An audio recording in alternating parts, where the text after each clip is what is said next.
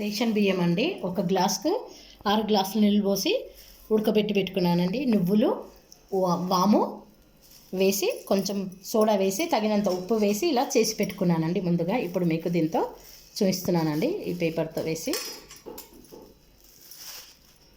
అనే విధంగా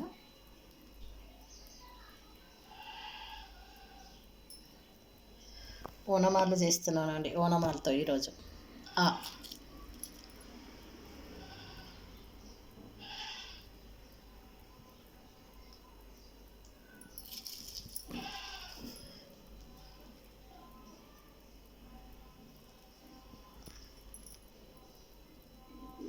ఈ విధంగా ఎందుకు చేస్తున్నానంటే పిల్లలకి అక్షరాలతో పాటు ఇది వేయించేటప్పుడు పిల్లలు ఇష్టంగా తినాలని.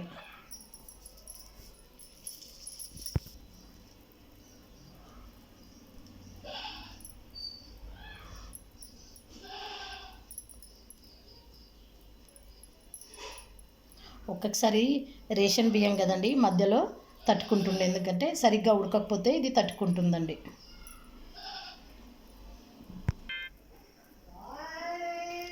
ఏ అయ్యండి చూడండి.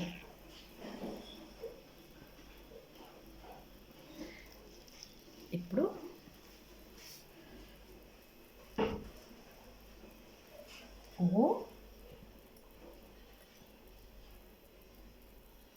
ఐడియా బాగుందండి. నాకైతే పిల్లలకి ఈ విధంగా ఇది చూడండి మధ్యలో ఇలా తట్టుకుంటుందండి. అన్నం ఉంటుంది కదండి ఈ విధంగా. అప్పుడు దాన్ని ఈ విధంగా తీసేసుకోవాలి.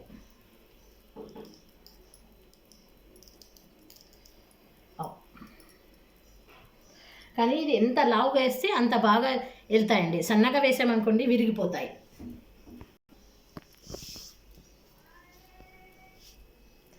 ఈ వీడియో నచ్చినట్లయితే ఒక లైక్ చేయండి, షేర్ చేయండి, సబ్స్క్రైబ్ చేయండి, బెల్ బటన్ నొక్కండి. ఒక్కసారి మీరు ట్రై చేసి చూడండి. పిల్లలు ఎవరికైతే న్యూ అడ్మిషన్ స్కూల్లో ఇస్తున్నారో వాళ్ళ మదర్స్ ఈ విధంగా పిల్లలకు అక్షరాలను ఈ విధంగా నేర్పించండి.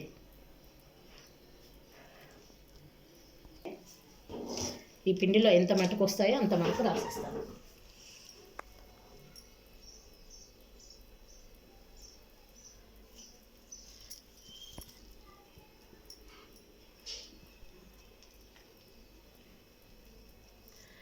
అమ్మండి. నేను మొత్తం ఓనమాలు చూద్దాం అనుకున్నాను, కానీ పిండి ఇంతే మటుకే ఉందండి. కానీ ఇది ఎంత తిక్కుగా వేస్తే అంత బాగా వెళ్తాయండి.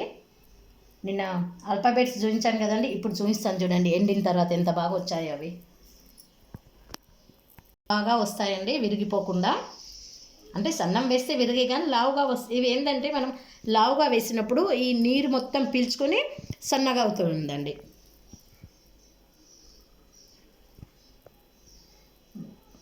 ఇది చూడండి ఈ విధంగా అంహా వరకు చూపిస్తున్నానండి. రేషన్ బియ్యంతో ఓనమాల వడియాలు. ఇవి ఒక్క నిమిషం అండి, నేను ఆల్ఫాబెట్స్ తీసాను చూపిస్తాను మీకు. బి, ఇంకో బి, ఏనండి, ఈ, ఆర్, అరే ఆర్ను విరగొట్టేసానండి. ఆర్ ఇది చెప్పాను చూడండి, ఇంత సన్నం వేస్తే ఇలా ఇరిగిపోతుంది. హెచ్ అండి, ఈ,